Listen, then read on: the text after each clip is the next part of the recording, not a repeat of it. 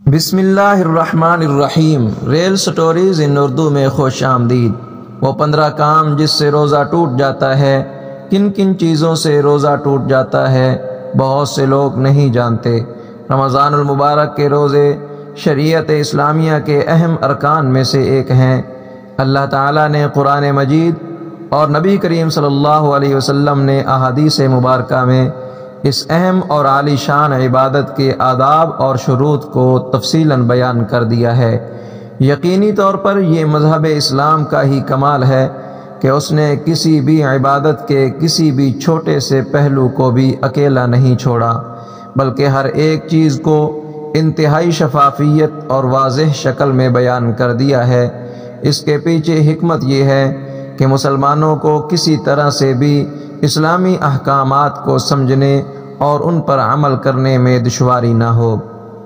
اللہ تعالیٰ نے قرآن مجید کے اندر اور نبی صلی اللہ علیہ وسلم نے اپنی احادیث مبارکہ میں روزوں کے متعلق ہدایات اور احکامات تفصیلی شکل میں بیان فرما دیے ہیں، اور انتہائی واضح صورت میں یہ بھی بتا دیا ہے کہ ایک روزہ دار کے لیے کن چیزوں کی رعایت ضروری ہے اور کن باتوں سے اجتناب ضروری ہے۔ ناظرین، قرآن و سنت نے ان چیزوں کو بھی بالکل واضح بیان فرما دیا ہے جن کے ارتکاب سے انسان کا روزہ فاسد یا باطل ہو جاتا ہے اور وہ شخص روزہ دار نہیں کہلاتا۔ اللہ رب العزت کا روزہ دار کو حکم ہے کہ وہ اعتدال کے ساتھ روزہ رکھے، نہ کہ روزے سے اپنے آپ کو ضرر اور تکلیف دے، اور نہ ہی وہ ایسی چیزیں تناول کرے جو روزے کے مخالف ہوں۔ آج کی ہماری اس ویڈیو میں ہم آپ کو ان عام باتوں اور اشیاء کے بارے میں بتائیں گے جو آپ کا روزہ باطل کر دیتی ہیں، اور آپ کو اس بات کا اندازہ بھی نہیں ہوتا۔ آپ پورے دن کی بھوک پیاس کاٹنے کے بعد بھی ثواب سے محروم رہ جاتے ہیں۔ ناظرین، روزہ توڑنے والی اشیاء کی 2 قسمیں ہیں۔ پہلی قسم استغراق اور استفراج ہے۔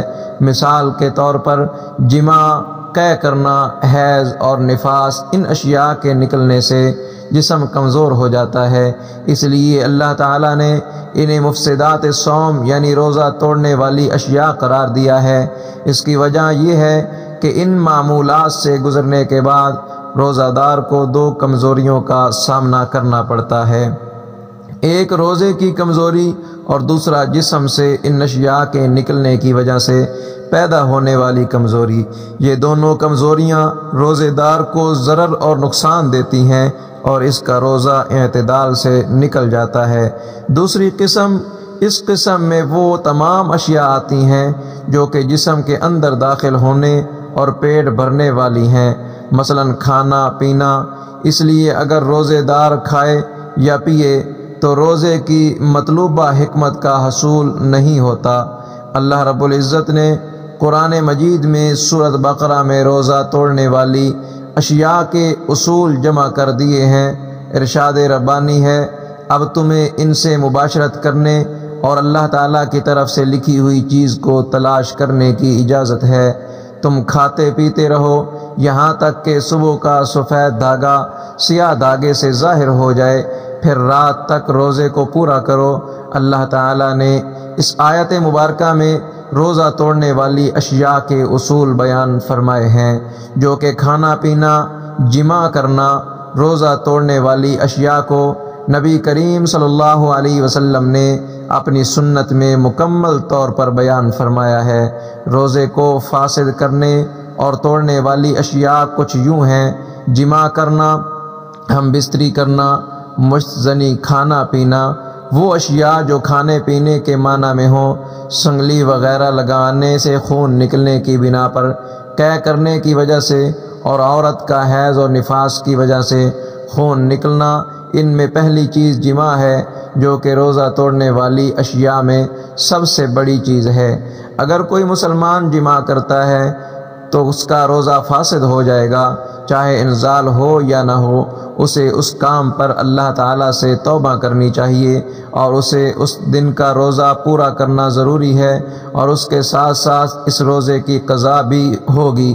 جماع کے علاوہ کسی بھی چیز سے روزہ ٹوٹنے پر کفارہ واجب نہیں ہوتا۔ روزہ توڑنے والی دوسری چیز مشت زنی ہے۔ مشت زنی سے روزہ ٹوٹنے کی دلیل اس حدیث قدسی میں ہے۔ اللہ تعالیٰ روزے دار کے بارے میں فرماتا ہے، وہ اپنا کھانا پینا اور شہوت میری وجہ سے ترک کرتا ہے۔ صحیح بخاری حدیث نمبر 1894، صحیح مسلم حدیث نمبر 1191۔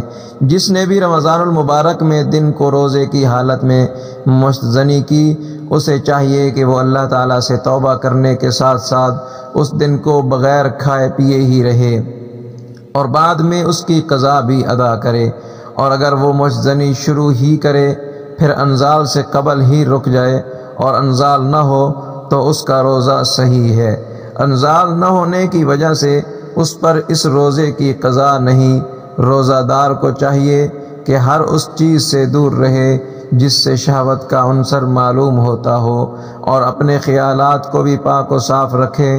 روزہ توڑنے والی تیسری چیز کھانا پینا ہے۔